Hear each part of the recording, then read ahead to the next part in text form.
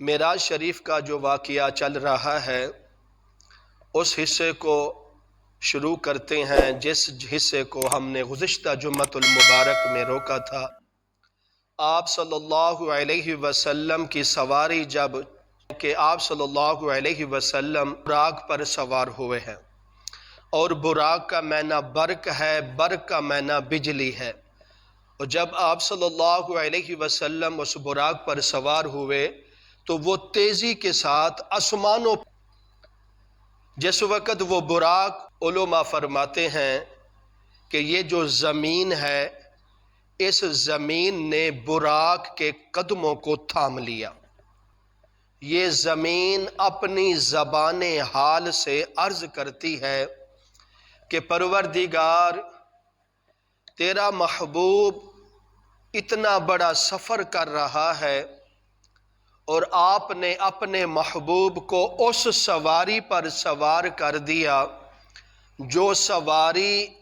بجلی سے، دنیا کی بجلی سے کروڑا قسم زیادہ تیز سواری ہے کہ پروردگار یہ براق تو آپ کے محبوب کو لے کر آسمانوں پر چلا جائے گا تو پھر آسمان کو اور زیادہ فضیلت مل جائے گی، آسمان کو اور مقام مل جائے گا۔ میں اس عظمت سے، اس بلندی سے، اس مرتبے سے محروم ہو جاؤں گی کہ پروردگار، میں زمین کی ایک حسرت ہے کہ تیرا محبوب تیرے پاس تو آ رہا ہے، اتنا سفر کرے گا، واپس کر کے آئے گا، پھر اپنی امت کو بتائے گا میں اس طرح سفر کر کے معراج کا سفر کیا، اللہ سے ملاقات ہوئی۔ لیکن اگر پروردگار اس سفر میں میں زمین کا تذکرہ نہ ہوا تو میں زمین محروم ہو جاؤں گی، اس لیے میں زمین اپنی زبان حال سے عرض کرتی ہوں کہ پروردگار اپنے محبوب کو کچھ حصہ تو زمین کا سفر کرا دو۔ جس وقت زمین کی یہ آرزو، یہ تمنا، یہ حسرت سنی، حالانکہ یہ نہ سوچیں کہ اللہ تعالیٰ کو ان چیزوں کا علم نہیں ہے۔ اللہ تعالیٰ کو دنیا میں جو کچھ ہو رہا ہے یا جو کچھ ہونے والا ہے، اللہ تعالیٰ کو سب چیز کا علم ہے۔ انسان کے دل میں کیا ہے، کیا وہ سوچ رہا ہے، کیا وہ کرنے والا ہے، اللہ کو اس چیز کا علم ہے۔ زمین میں کیا ہے، زمین کے اوپر کیا ہے، زمین کے نیچے کیا ہے، زمین کیا کر رہی ہے، زمین کب کروٹ بدلے گی، کب یہ کیا کرے گی، سب چیزوں کا اللہ تعالیٰ کو علم ہے۔ لیکن ان چیزوں کا حوالہ اس لیے دیا جاتا ہے تاکہ ان کا نام لینے سے ان کا مقام، ان کی حسرت پہلے سے زیادہ بلندی پر ہو جائے، زیادہ مقام بڑھ جائے۔ زمین نے اپنی زبان حال سے عرض کی کہ پروردگار، میں اس زمین کی حسرت ہے کہ اپنے محبوب کو اتنا بڑا سفر تو کرانا ہے، لیکن میں زمین عرض کرتی ہوں کہ اپنے محبوب کو اس معراج کا کچھ حصہ سفر کا زمین پر کرا دیجیے۔ تو اللہ تبارک و تعالی نے زمین کی تمنا کو، زمین کی آرزوں کو اپنی بارگاہ کے اندر قبول منظور فرمایا، اور اللہ تعالیٰ نے قرآن مجید کے اندر خود ارشاد فرمایا، اے زمین جا، تمہیں بھی میں نواز دیا، تمہیں بھی عزت مل گئی، تمہیں بھی مقام اور مرتبہ مل گیا۔ اور اللہ تعالیٰ نے قرآن میں فرمایا، من المسجد الحرام الی المسجد الاقصی، اے زمین یہ میرا محبوب مسجد حرام سے لے کر اور مسجد اقصی تک یہ جتنا سفر ہے، یہ میرا محبوب زمین کا سفر کرے گا۔ اس لیے جس وقت آپ صلی اللہ علیہ وسلم نے زمینی سفر شروع کیا معراج کا، اور پھر یہ معراج رات کو ہوا، اس کی حکمت انشاءاللہ میں پھر کسی اور جمعے میں بیان کروں گا۔ بات کرتے ہیں کہ جب آپ صلی اللہ علیہ وسلم کا سفر معراج شروع ہوا تو آپ صلی اللہ علیہ وسلم کی جو کہ سواری تھی، براق تھا، وہ تیز چلنے والا تھا۔ حدیث میں آتا ہے کہ جہاں براق کی نظر جاتی وہاں اس کا پہلا قدم جاتا، اتنا وہ تیز سواری تھی۔ تو آپ صلی اللہ علیہ وسلم جس وقت اس براق پر سوار ہوئے تو آپ صلی اللہ علیہ وسلم فرماتے ہیں کہ میری پہلی منزل مدینہ طیبہ تھی، یثرب تھا، اور جس وقت میں اس مقام پر پہنچا تو وہ ایسی جگہ تھی، خوبصورت جگہ تھی، کھجوروں کے ہرے بھرے باغات تھے۔ تو حضرت جبرائیل علیہ السلام نے عرض کی کہ محبوب یہ وہ جگہ ہے، یہ وہ مقام ہے، آپ ہجرت کر کے مکہ مکرمہ چھوڑ کر مدینہ منورہ، یہ وہ آپ کی قیام گاہ ہے اور آپ ہمیشہ قیامت تک اس جگہ پر آرام کرتے رہیں گے، اور اس جگہ کا نام یثرب ہے۔ آپ کے آنے سے یہ مدینہ بن جائے گا، مدینہ تو رسول بن جائے گا، مدینہ منورہ بن جائے گا۔ اس لیے میں چاہتا ہوں کہ اس جگہ پر آپ 2 نوافل ادا کر لیجئے۔ اللہ اکبر۔ یہ آپ صلی اللہ علیہ وسلم جتنے سفر کیے، مقام جن جن مقاموں سے گزرے، وہاں آپ صلی اللہ علیہ وسلم نے نفل ادا کیے ہیں۔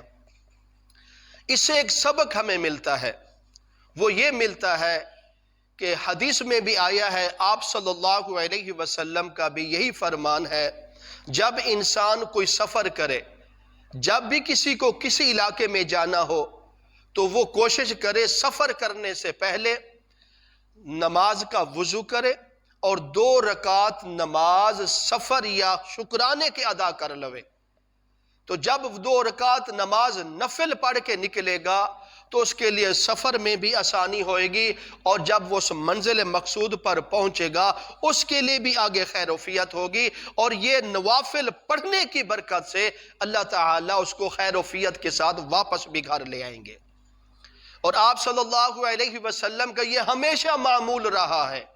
آپ صلی اللہ علیہ وسلم کی زندگی کا ہمیشہ معمول، جب بھی آپ صلی اللہ علیہ وسلم مدینہ منورہ سے باہر جاتے یا کسی غزوات میں جاتے یا کسی سفر میں جاتے، جب بھی مدینہ میں داخل ہوتے تو آپ صلی اللہ علیہ وسلم پہلے گھر نہ جاتے بلکہ سب سے پہلے مسجد نبوی میں تشریف لاتے، 2 رکعت نماز نوافل پڑھتے، پھر اس کے بعد گھر تشریف لے جاتے۔ یہی سبق اگر آپ صلی اللہ علیہ وسلم کی امت اپنا لے، یہ امت اس پر عمل کر لے تو انشاءاللہ دیکھ لینا آپ کے سفر میں بھی خوشیاں ہوں گی، سفر حجر میں انشاءاللہ ہر وقت اللہ تعالیٰ کی رحمت حال آپ کے ساتھ رہے گی۔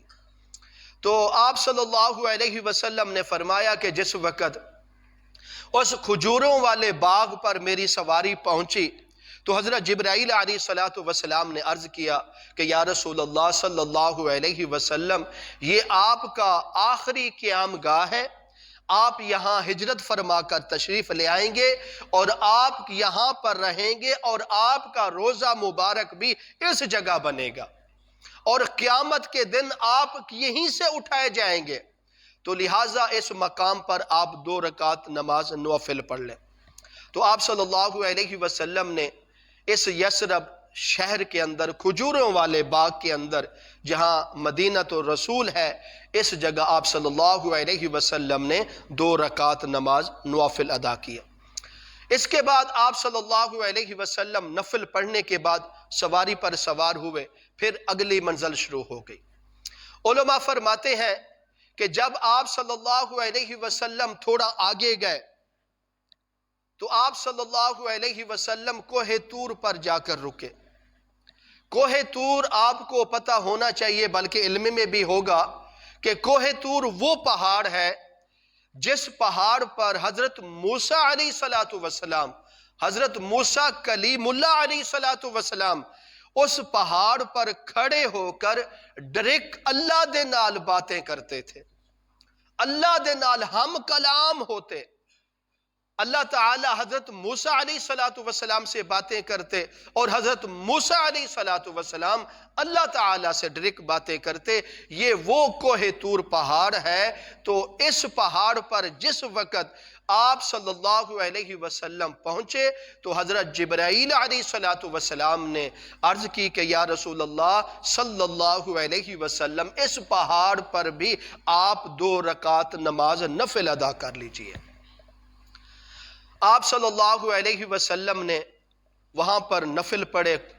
نفل پڑھنے کے بعد پھر آپ صلی اللہ علیہ وسلم کا اگلا سفر شروع ہوا.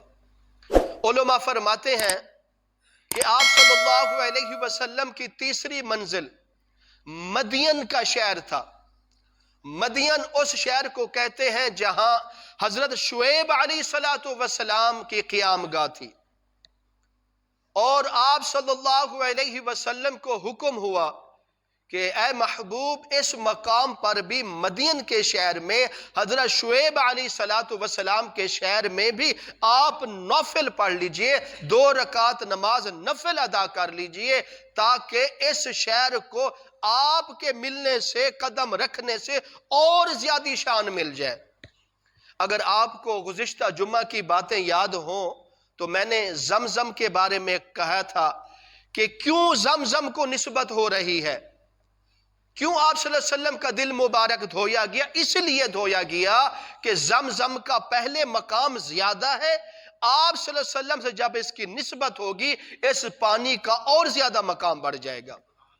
تو پھر یثرب میں آپ صلی اللہ علیہ وسلم کو نفل پڑھنے کی کیا ضرورت تھی؟ اس لیے کہ اس مقام کی عزت, مقام کی شان اور زیادہ بڑھ جائے. کوہ طور پر آپ صلی اللہ علیہ وسلم کا رکنا,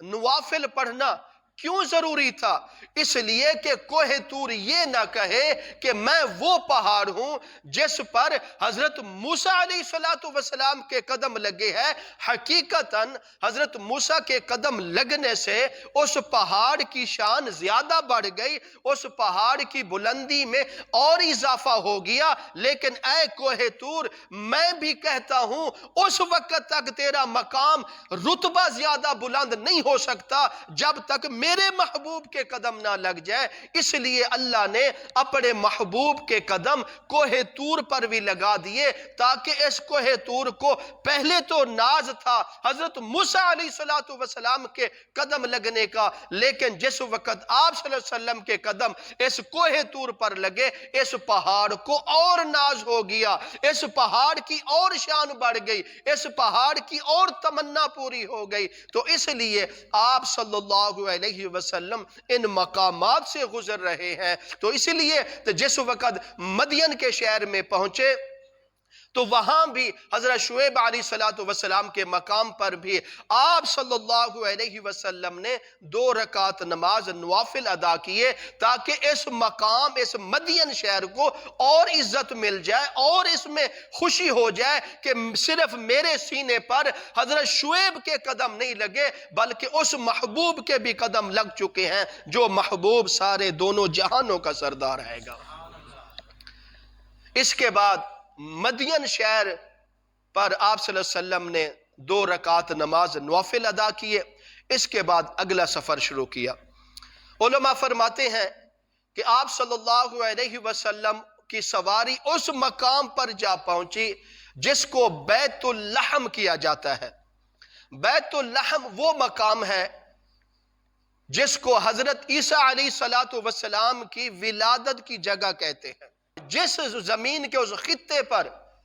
حضرت عیسیٰ علیہ السلام کی ولادت بسعادت ہوئی تو اس مقام پر بھی آپ صلی اللہ علیہ وسلم نے 2 رکعت نماز نفل ادا کیے ہیں. اس لیے کہ اس جگہ کو یہ حسرت نہ ہو کہ مجھ پر تو بی بی مریم کے قدم لگے, حضرت عیسیٰ علیہ السلام کے قدم لگے. حقیقتاً ان کے قدم لگنے سے اس مقام کا مرتبہ شان میں اور اضافہ ہو گیا. لیکن خدا کی قسم جس وقت آپ صلی اللہ علیہ وسلم کے قدم اس بیت اللحم پر لگے ہیں تو اس پہاڑ کا, اس زمین کے حصے کا اور زیادہ مقام رتبہ بڑھ گیا ہے, کیونکہ یہ تو نسبت کی باتیں ہیں, یہ تو نسبت کے تعلق ہے. جتنا جس کی نسبت جس سے زیادہ ہوگی اتنا اس کا مقام زیادہ بڑھتا جائے گا. تو اس لیے آپ صلی اللہ علیہ وسلم کا جو یہ سفر تھا, زمینی سفر تھا, اور پھر آپ صلی اللہ علیہ وسلم ہر اس مقام پر یعنی کہ نوافل ادا کرتے رہے ہیں. تو اس میں حکمت کیا تھی, میں آپ کو تھوڑی اس کی حکمت بتا دوں تاکہ آپ کو یہ باتیں سمجھنا اور آسان ہو جائیں گی. دیکھ لیجئے معراج کا جتنا سفر ہوا ہے یہ معراج آپ صلی اللہ علیہ وسلم کی مسجد حرام سے شروع ہوئی، ام ہانی کے گھر سے شروع ہوئی، لیکن آپ صلی اللہ علیہ وسلم کی معراج کہاں ہوئی؟ تھوڑا اس چیز کو سمجھنے کی چیز ہے کہ ہم سوچتے ہیں پتہ نہیں آپ صلی اللہ علیہ وسلم کی معراج مکے میں شروع ہو گئی، آپ صلی اللہ علیہ وسلم کی معراج زمزم کے پاس شروع ہوئی، آپ صلی اللہ علیہ وسلم کو معراج کیا ہے یثرب کے شہر میں ہوا، کیا کوہ طور پر ہوا، کیا ہے مدین شہر میں ہوا، کس جگہ ہوا؟ حقیقتاً کہ آپ صلی اللہ علیہ وسلم نے یہ معراج کا جتنا سفر کیا ہے، زمینی سفر چاہے آسمانی سفر، اس کا جتنا بھی سفر ہے، آپ صلی اللہ علیہ وسلم کی معراج اس سفر میں نہیں ہوئی۔ آپ صلی اللہ علیہ وسلم کو جو معراج ہوئی ہے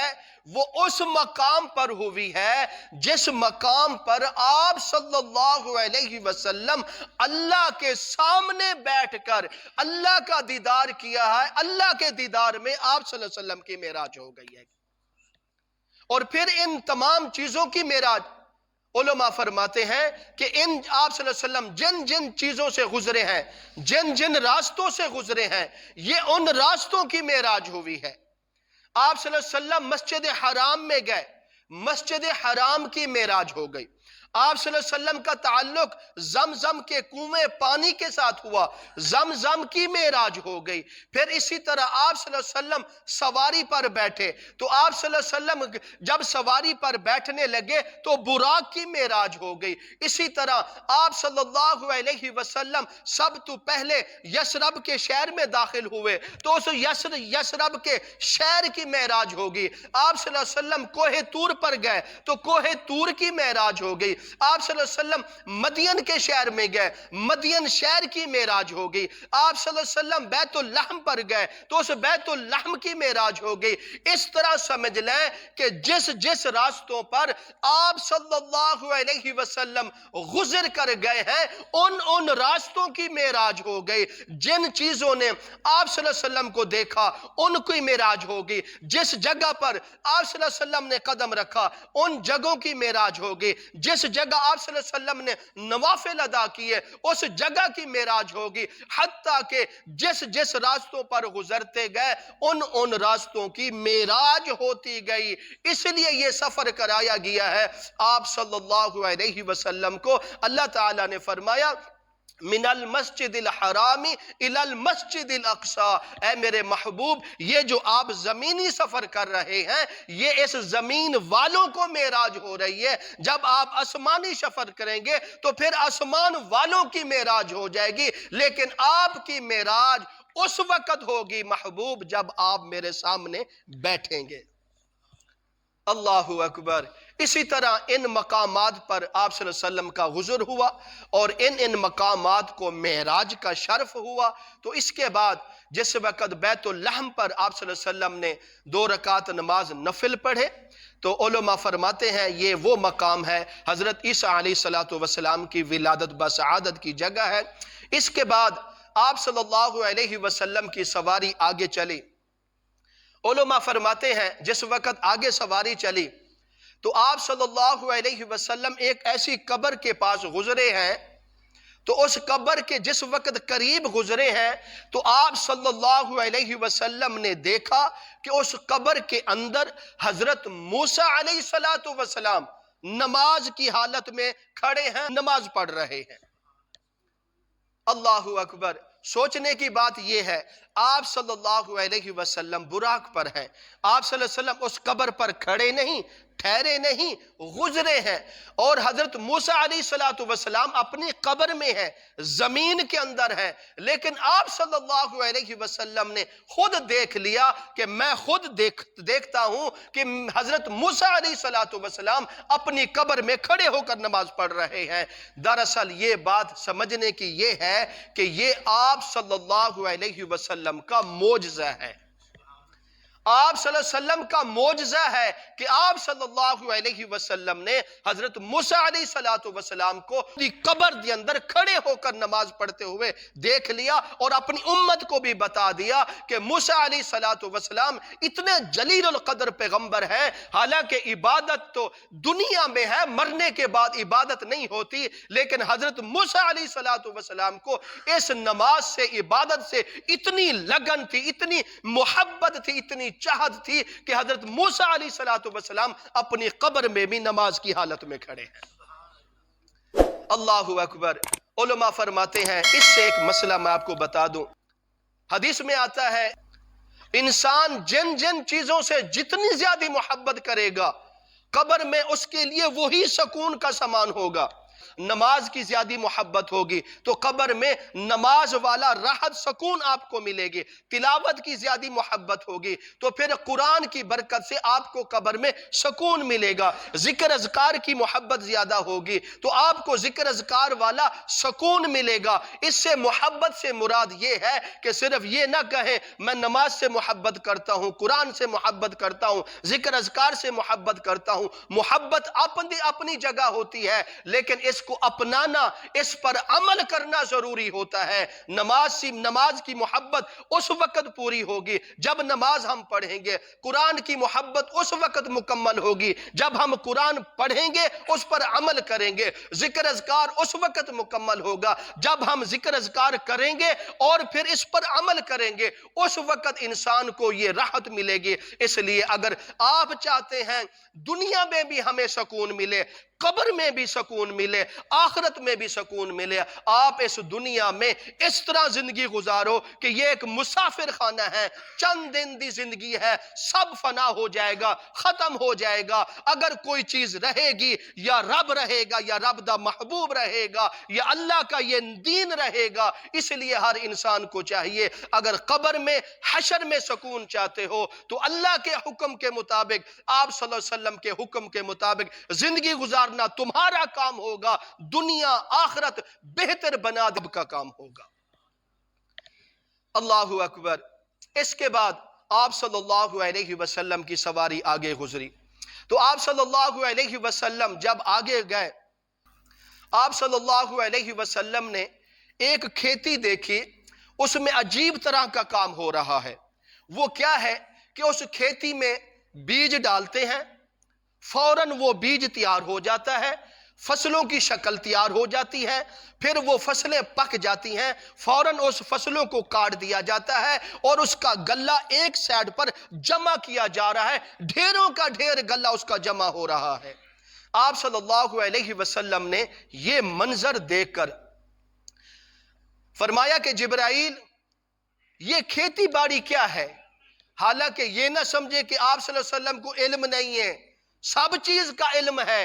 اس لیے یہ سوال جواب ہو رہا ہے تاکہ آپ صلی اللہ علیہ وسلم کی امت کے دل میں اس کی اہمیت اور زیادہ بیٹھ جائے۔ آپ صلی اللہ علیہ وسلم نے فرمایا کہ جبرائیل، یہ کھیتی باڑی عجیب طرح کی ہے، یہ کیا منظر ہے، یہ کیا چیز ہے؟ حضرت جبرائیل علیہ السلام عرض کرتے ہیں کہ یا رسول اللہ صلی اللہ علیہ وسلم، یہ کھیتی باڑی ان لوگوں کی مثال ہے جو لوگ دنیا میں اپنا پیسہ، اپنا مال اللہ کے راستے پر لگاتے تھے، اور اللہ کے راستے پر مار لگانے سے، خرچ کرنے سے، نیکی پر خرچ کر دیا، اللہ کی رضا کے لیے خرچ کر دیا، کسی اچھے کام پر مال لگا دیا، تو ان کا مال لگانے کی یہ نہ سمجھے کہ ان کا مال ضائع ہو جائے گا، نہ، بلکہ ان کا اللہ کے دیے ہوئے راستے میں مال، ان کا یہ مثال ہے، ان کا ہر پیسہ بیج کی شکل میں بنایا جائے گا، اس کو تخم بنایا جائے گا، اس کو زمین میں ڈالا جائے گا، پھر اللہ کی رحمت کی پانی سے بارش برسے گی، پھر اس پانی سے فصل تیار ہو جائے گی، وہ گلہ تیار ہو جائے گا، وہ ڈھیروں ڈھیر بن جائیں گے، حتیٰ کہ اتنا یہ نظام چلتا رہے گا، یعنی کہ ایک پیسے کی، ایک روپے کا بدلہ آپ کو 70 کروڑ سے بھی زیادہ اجر دیا جائے گا۔ اس حدیث سے یہ مفہوم ہے کہ آپ صلی اللہ علیہ وسلم نے دیکھا چند سیکنڈ میں ایک یعنی کہ نیکی کا گلہ بن گیا، اس کی مال اللہ کے راستے میں کیا ہوا مال ڈھیروں کا ڈھیر بن گیا۔ خود اندازہ کرے کہ قیامت تک وہ کتنی آپ کی نیکیاں جمع ہوتی رہیں گی۔ تو اس لیے حضرت جبرائیل علیہ السلام عرض کرتے ہیں کہ یا رسول اللہ صلی اللہ علیہ وسلم، یہ ان لوگوں کی مثال ہے جو خالصاً اللہ کی رضا کے لیے اللہ کے راستے پر نیک کاموں پر اپنا مال خرچ کرتے تھے، اور ان کا یہ ذخیرہ جمع ہو رہا ہے۔ انہوں نے دنیا میں 1 روپیہ دیا، 1000 دیا، 1 لاکھ دیا، لیکن ان کو آخرت میں اتنا 1 لاکھ کا اتنا اجر دیا جائے گا جس کا ان کو تصور نہیں ہوگا۔ بلکہ حدیث میں آتا ہے جو لوگ سخی ہیں، سخاوت کرنے والے ہیں، قیامت کے دن ان کی صف حضرت عثمان غنی رضی اللہ تعالی عنہ کے ساتھ کھڑے ہوں گے، کیونکہ سخی اللہ تعالیٰ کو بہت پسند ہے، سخاوت کرنے والا اتنا پسند ہے، اتنی بڑی اہمیت ہے اس انسان کی جو اللہ تعالیٰ کے راستے میں مال خرچ کرتا ہے۔ آپ صلی اللہ علیہ وسلم نے ایسی یعنی قوم کو دیکھا، پھر اس کے بعد آپ صلی اللہ علیہ وسلم نے اگلا سفر شروع کیا۔ حدیث میں آتا ہے آپ صلی اللہ علیہ وسلم نے آگے جا کے ایک انسان کو دیکھا، عجیب طرح انسان ہے، وہ کمزور بھی ہے، اس نے اپنے سامنے لکڑیوں کا گٹھا بنایا ہوا ہے، لکڑیاں جمع کی ہوئی ہیں، ان لکڑیوں کو اٹھاتا ہے۔ وہ لکڑیوں کا وزن زیادہ ہوتا ہے، لیکن وہ کیا کرتا ہے، وزن کم کرنے کے بجائے اس گٹھے کو کھول کر اور لکڑیاں لے آتا ہے، اس گٹھے میں باندھ دیتا ہے، پھر اس گٹھے کو اٹھاتا ہے، لیکن وہ نہیں اٹھتا، پھر وہ دوبارہ اس طرح کرتا ہے، اس گٹھے کو کھولتا ہے، دوبارہ لکڑیاں کم کرنے کے بجائے اور لے کر آتا ہے، اٹھانا چاہتا ہے، اٹھ نہیں سکتا۔ تو آپ صلی اللہ علیہ وسلم نے فرمایا کہ جبریل یہ انسان ہے کہ وزن کم کرنے کے بجائے اور وزن میں اضافہ کر رہا ہے۔ تو آپ صلی اللہ علیہ وسلم جس وقت پوچھا، حضرت جبرائیل علیہ السلام نے عرض کی کہ یا رسول اللہ صلی اللہ علیہ وسلم، یہ وہ بد نصیب انسان ہے جس کے پاس کوئی شخص امانت رکھتا تھا، یہ اس امانت کی حفاظت نہیں کر سکتا تھا، لیکن اس کے دل میں اور تمنا حسرت ہوتی کہ لوگ میرے پاس امانتیں جمع کرائیں، اس لیے یہ شخص دنیا میں لوگوں کی امانتوں کی حفاظت نہیں کر سکیا، آج اسی طرح اس تکلیف میں قیامت تک مبتلا رہے گا۔ اس لیے ہر انسان کو اس چیز کا بھی خاص خیال کرنا چاہیے، اگر کسی کے پاس کسی کی امانت ہو تو وہ اس امانت کا خیال کرے، اس امانت میں خیانت نہیں کرنی چاہیے، اس لیے یہ بہت اہم مسئلہ ہے۔ اس کے بعد آپ صلی اللہ علیہ وسلم آگے گزرے، یہ تفصیلی واقعہ ہے۔ اس معراج کے واقعے میں سفر بھی ہو رہا ہے آپ صلی اللہ علیہ وسلم کا، ہمارے لیے ہر لمحے پر نصیحتیں بھی ہیں، اور جو اگلا جمعہ آ رہا ہے اس میں تو ایک ایک بات ہمارے لیے اہم ترین ہے۔ اس لیے میں اب ٹائم ختم ہو چکا ہے، اور باقی جو باتیں بچ چکی ہیں انشاءاللہ بشرط زندگی اگلے جمعے میں آپ کے سامنے تفصیل کے ساتھ رکھوں گا۔ دعا کرو اللہ تعالی ہم سب کو اس پر عمل کرے، توفیق عطا فرمائے۔ سنتا